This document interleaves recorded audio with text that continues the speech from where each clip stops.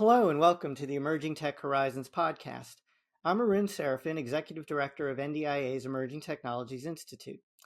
On today's episode, we're going to talk about how the Department of Defense's cooperation with the commercial sector and its continuing cooperation with defense industry is driving innovation in space and in space technologies.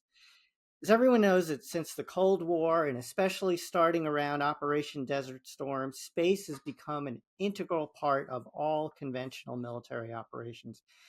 And this has led, of course, to competing nations trying to develop their own space and counter space capabilities to challenge the United States. To stay ahead of that competition, the U.S. has increased its efforts to integrate commercial sector capabilities as part of our broader defense industrial base to provide the much needed technologies, satellites to payloads, and the services that come along with them to support our national security efforts. And in the past, it was fair to say the US government was probably the only place that was large enough and resourced well enough to shoulder all of the work of space flight and advanced space technologies. But today, there are hundreds of firms and many sources of revenue and capital that are specializing in building new space capabilities. And these days, some of them have amazing and innovative technologies and services. So, to help us walk through all of the complexities of cooperation between the Department of Defense and this new kind of space economy and the space commercial sector and our traditional defense partners, is our distinguished guest, Air Force retired Major General and Dr. Heather Pringle, who's the CEO of the Space Foundation. Hi, Heather. Thanks for joining us. Hi, Arun. Thanks for having me. It's an honor to be here. Prior to joining the Space Foundation, Heather served as the commander of the Air Force Research Laboratory, and that's where I got to meet her first. Now she's retired from her distinguished Air Force career, and she's become the CEO of the Space Foundation. So let's start, Heather, if we could. Tell us a little bit about your background and your career path and how it led you to the Space Foundation. Well, it's a long story, of course. I joined the Air Force back in 1987. I was a cadet at the Air Force Academy, just wanting to make a difference in the world. And I was attracted to the science of human factors, and that was my career field in the Air Force. So I was a scientist throughout my 32 years of service. I got to do a variety of things. The way I really think about it is the acquisition spectrum. So I did science and technology, I did acquisition and producing technologies. I dabbled in some operations, international affairs, and partnering. And so, really, the whole life cycle of a technology was my background. And it culminated in the 3 years I was able to serve at the Air Force Research Lab. And that is an amazing group of scientists, engineers, and professionals who develop technologies, discover new science for both the Air Force and the Space Force. And I retired a little over a year and a half ago, and I became part of the Space Foundation because it continues this mission of bringing together all elements of the space community, industry, government, both civil and military, as well as international. And it was just such a great fit for my background in the Air Force that I had to be a part of it. Plus, the team is fantastic, and we also are dedicated to fueling that pipeline of STEM talent. Yeah, and I want to say I always loved working with you, especially on the laboratory science and technology issues. And I think one part of that was because of the unique background. I mean, when I'm trying to think about this, I mean, you retired as a two-star Air Force general with a PhD, and not just a PhD, but a PhD and research in your background. And so you've lived that, and you've lived trying to do innovative work and then get it used either by industry or the government. It's not very common. I don't know how many of our general officers or flags these days have that kind of background. I'm curious if you had to describe why are there certain skills that you gain getting your PhD, working as a PhD in science that then port over and are useful when you've got. Oh, well, the whole scientific process was invaluable for my entire career. And it's, developing a thorough understanding of the question, understanding what research has been done before, so you're not repeating history, and then experimenting and being willing to look at alternative solutions and questioning whether you got the right results or not, and truly analyzing it and not taking for granted that the first solution that comes through the pipeline is the one, right? You have to question, test, probe, check it out, and then you develop your course of action. So it absolutely was uh, helpful to me. There are very few, or were at the time, very, very few general officers who had PhDs, but I'll tell you, there were many who broke the mold and helped build a pathway for me.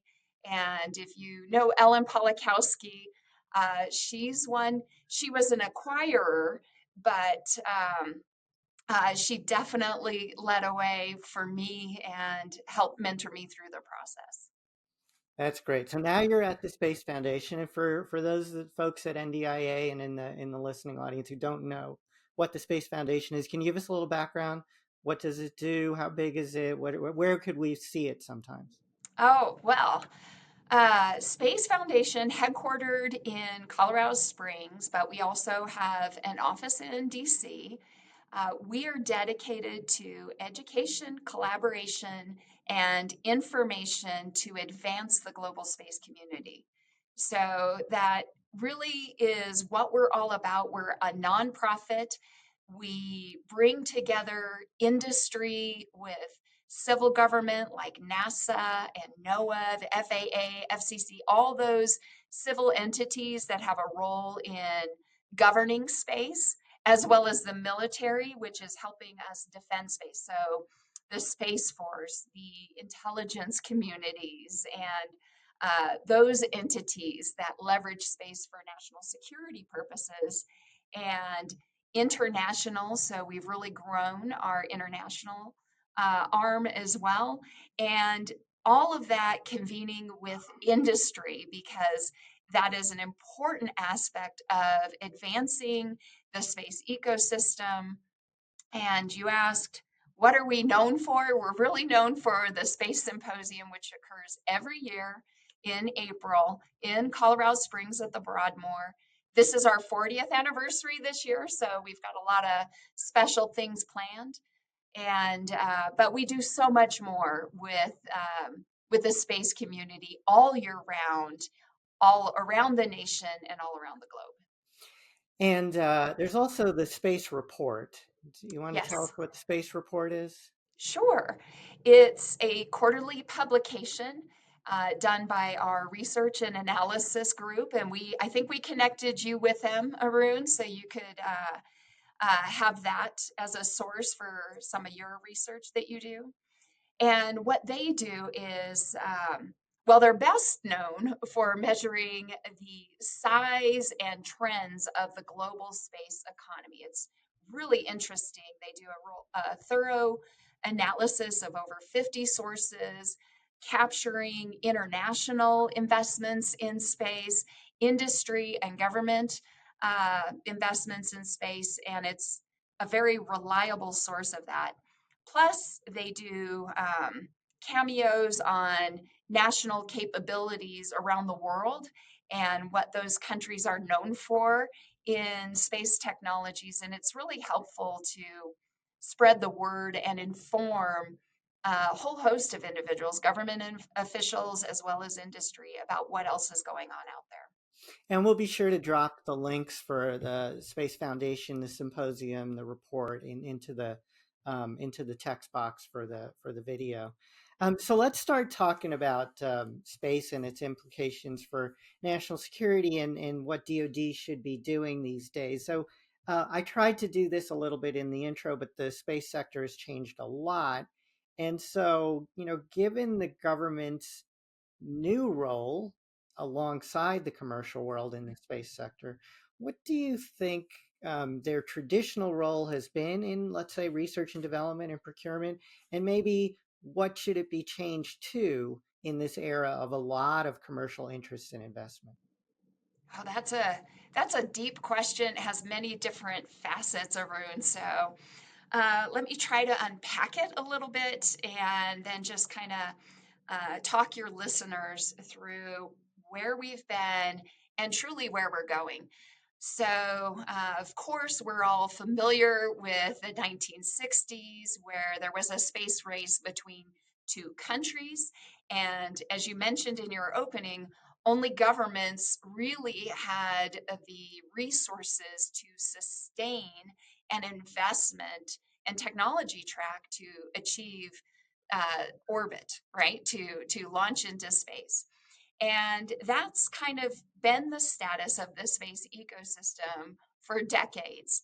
And what we're seeing now is that commercial is taking a front and center role in the global space economy, and mainly due to launch, reusability, and accessibility. And so, what this has done is it's opened up the aperture to so many more entrants in the space ecosystem. And so, just to quantify it for you, what we see today with the space economy is the government comprises 22% of the global space economy, and the commercial sector is 78%.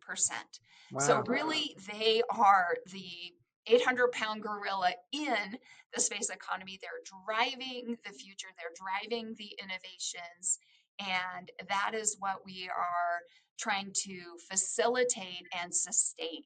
So that's a major shift. But let me also And do you talk see just, that trend continuing? Because oh, yeah, there was a day when it was 100% government, 0% commercial. there was. And now it's, you said 2278, right? Yes. Um, is there going to be a day when it's, a few percent government and 90% commercial? Well, I could see that ratio continuing to morph. And space is still in its infancy of commercialization.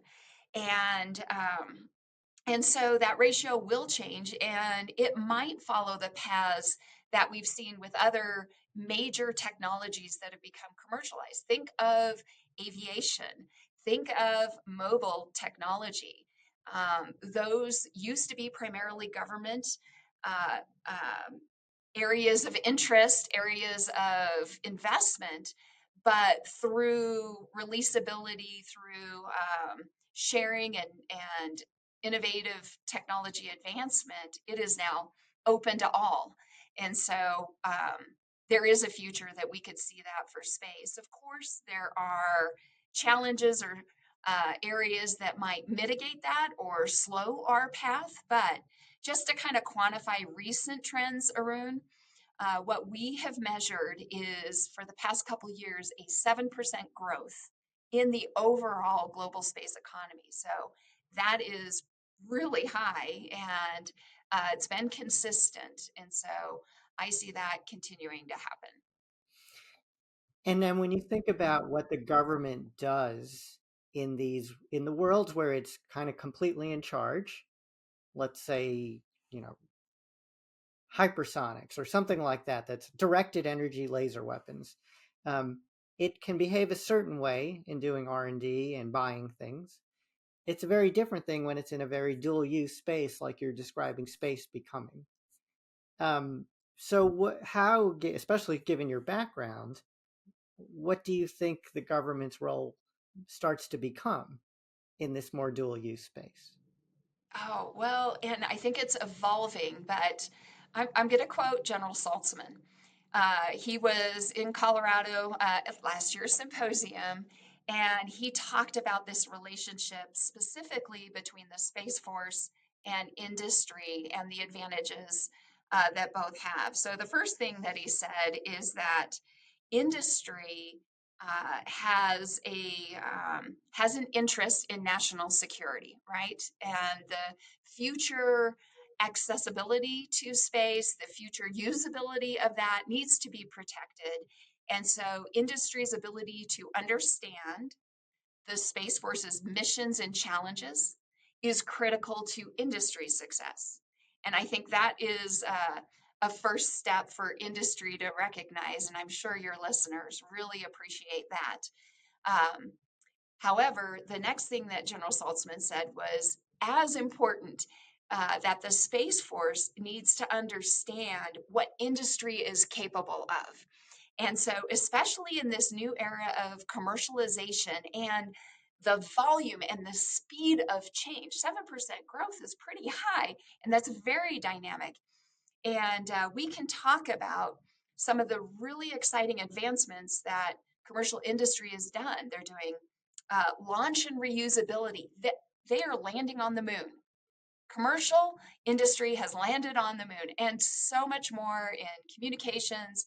And moreover, the Space Force wants to be apprised of what it's capable of. So they're at the cutting edge, the technological edge of what's possible to facilitate their mission. So it's a two-way street, and the Space Force is working hard to stay in touch with industry, but boy, it's catching a tiger by the tail.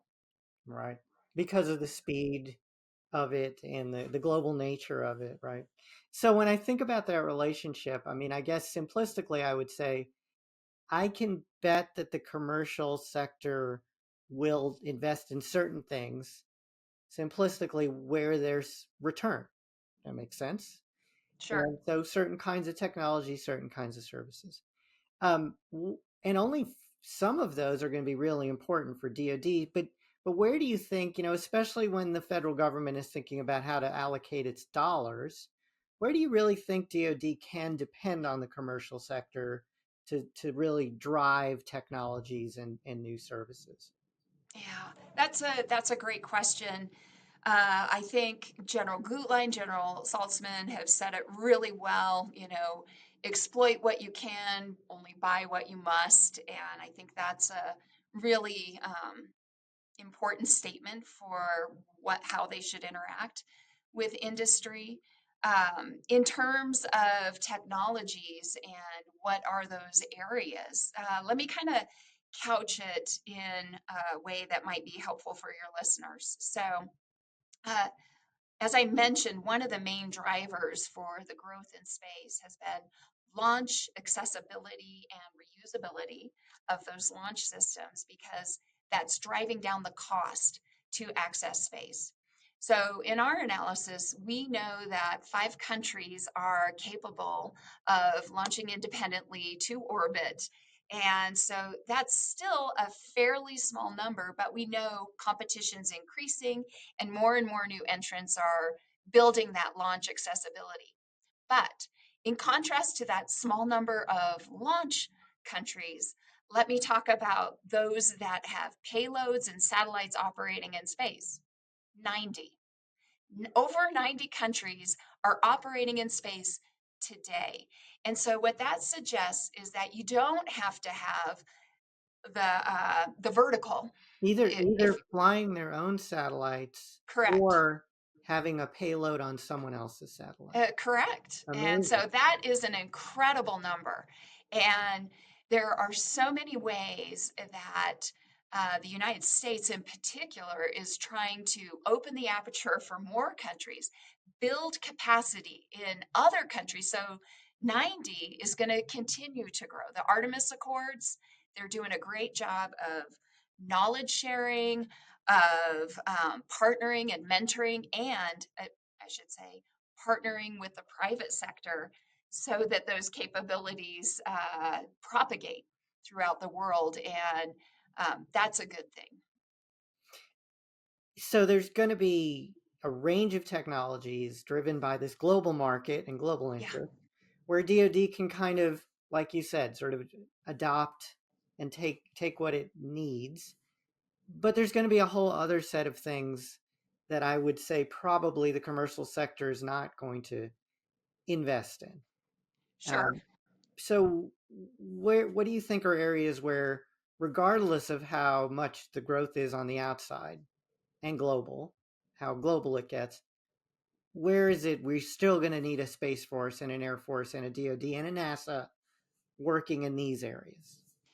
Well, I think that is really true. And the government has to focus on those difficult areas, dangerous areas. You can, I know that it has interest in a wide variety of technologies. And as General Polakowski used to say, technology doesn't know its application until you tell it. So they're fairly broad on the research, science, and technology side.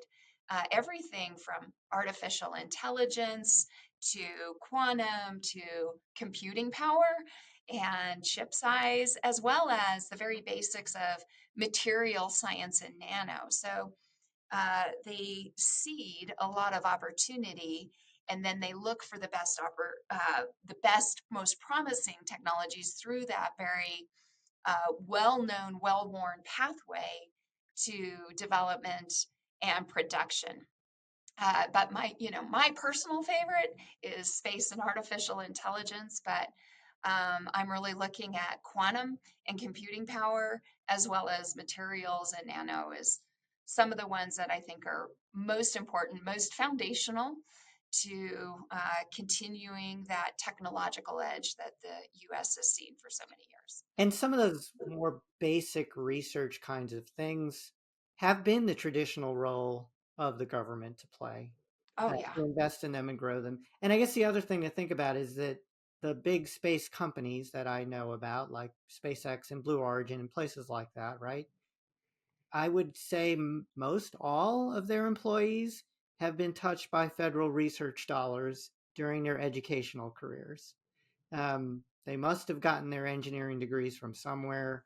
That work was funded by someone, probably the Air Force, probably the Space Force, probably NASA, right? I think that's fair to say that government has played a great role in supplying workforce to that very commercial sector that we're now figuring out how to partner with. I would say the government uh, has definitely tried to fuel the future STEM talent in a variety of ways, and sponsoring scholarships, doing internships, so that those tough problems that the government faces are being addressed by the brightest minds in this nation. And so, um, I would say absolutely there's a good synergy and a great interest in continuing to nurture that future talent. Science and STEM and space, those are hard domains, but it takes all of us, it takes all those different fields to make it successful and make it grow into the full potential that it has to be truly a $1 trillion economy at some point in the future. So when you see this effort now, which is growing, and you were talking about the senior Air Force leaders coming to Space Symposium and other places talking about wanting to strengthen those partnerships, are there particular best practices that you've seen that we could encourage the government and the industry side to take on to improve how well we work together in space? Um, well, I would say communication and collaboration. I think that is the hardest bridge to overcome. Being available when you're in the Pentagon and the depths of all that really important work, time is of the essence and time is precious. And so it's very hard to break away to communicate with the external world and share what those tough challenges are, but it's a necessary and important thing. And it takes multiple iterations to understand the depth and or the complexities of those problems. And so I think it's a hard ask, but it's also an important one. And industry works hard to listen and be available. What I have found in my discussions with the space industry is they're patriots, one and all, and they care more about our nation's future, and they want to be a part of that and contribute. And they are willing to partner with each other. And so they might be seen as competimates, but truly we all have the same goal. And communication and access and building those right, correct forums that facilitate it in the best way is really what it's all about. And I think you have to do it across a variety of areas, right? So a defense prime is going to have different needs, different questions than what maybe a startup is. A startup is trying to figure out what is, what are the acquisition regulations? How do I become defense ready? And that's a phrase coined by one of my colleagues, Sean McKay, by the way. But there are different things. So you have to have a variety of venues to facilitate those conversations. And uh, even on the government side, right? There are multiple entities within the Space Systems Command, the operational commands, the training commands. They have different needs as well. So, And the university community is different again. Right, right. yeah. And so it needs to be robust, it needs to be continuous, it needs to be vibrant and open. So it was interesting the way you were talking about um, finding ways to talk to industry, and it's funny. Uh, you worked in the Pentagon as well during your time in the Air Force. Um, I always worried that the general officers and the colonels, 06s floating around the Pentagon, learned to only speak classified, and that was bad enough, right? That they could only speak. But then the other part was they learned to only listen classified as well, and so they just lost awareness of what was happening outside the building, especially with relation to technologies. And so it's great that the foundation, through the symposium and NDIA, through its events, we're trying to create those spaces where we can speak and listen both in the unclassified settings. And then, when necessary, everyone can move to a different room and talk about what you need to talk about in a more controlled environment. But I like the way you were saying that we both need to talk and we both need to listen. And I guess, and this leads to, I think, what we have to wrap up.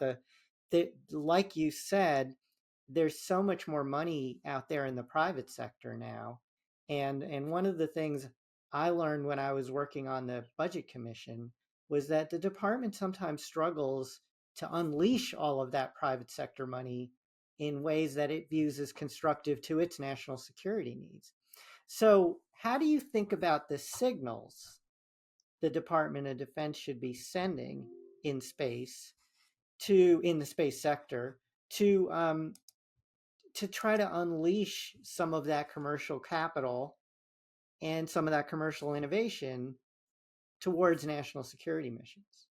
What's the best way to signal Oh, well, and I don't know that I have the answer to that, Arun. I think that's the $1 million question. Um, I would say it is in the department's interest to do that because, uh, we want our industries to be apprised and to be the best, build the best companies and winners, if you will, for the nation that can handle national or meet national security needs, or at least not be at odds with it, right? And so um, we all have the same goals in mind: free world, free and continuous access to space. And so we don't want industry certainly doesn't want to inadvertently make design or technology decisions just for lack of information. So, I don't know how to best encourage that, but understanding what the threats are, and there's a lot that's unclassified out there, because this global competition right now.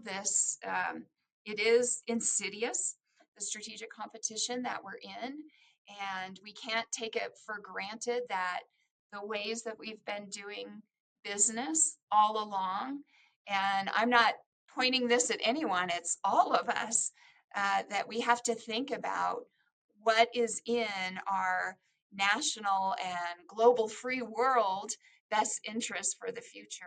And so I think communication is the most important thing that we can do, understanding what's out there and making those technology decisions that help encourage economic prosperity. And that is certainly the American way, but we're not selling short national security in any way. And so, if you had to give some advice to new space companies, small businesses, what are some of the good front doors that you've seen? And I'll start the list. When Okay. you were commander of FRL, you helped stand up and ramp up the activities of AFWorks, for Oh, example. yeah. So, where are the kinds of places you think? I mean, the Pentagon can be a particularly frustrating customer and sometimes difficult to understand. So where would you advise people to go to start this process of understanding what the DoD is looking for? Oh, that's a great question. AFWorks is one, and SpaceWorks, which is the complementary to that, because they speak both sides of the coin, right? They speak languages, they're bilingual, if you will, in DoD and industry, and they knew how to operate with speed. I think DIU is very effective at doing that. I'm sure NDIA is helping in that area. We are as well. I'll also say there are companies out there that not only speak both languages, but they can provide strategies for those startups that want to go on that journey. It's not easy, it takes patience, it takes learning, and it takes investment to ensure that your cyber systems are secure from attack and outside actors and things like that. And I mentioned Sean McKay earlier. He's got a company, Precision ISR, and they really look to help companies become defense ready, and they mentor them through a process. But I would encourage everyone, it's in all our interests to do both, because you can't have one with economic prosperity without national security. Well, that's great. And one more time, how do people find the Space Foundation? Ah, well, it's spacefoundation.org. We're a nonprofit, so and I love that because we can be an honest broker in all discussions. So thank you for having me, Arun. I really appreciate it and appreciate the conversation. Heather Pringle is the CEO of the Space Foundation. Thanks again, Heather, for this enlightening discussion. I want to thank everyone for listening to today's episode of Emerging Tech Horizons. I want you all to visit NDIA and ETI's website to sign up for our mailing list and register for our various webinars, events, and educational offerings, including our Tech 101 series, our next Tech 101, which is going to be February 11th. It's going to be on UAPs, unidentified aerial phenomena. And after you look at our website and register for our stuff, you're welcome to go over to the Space Foundation and do that for their stuff as well.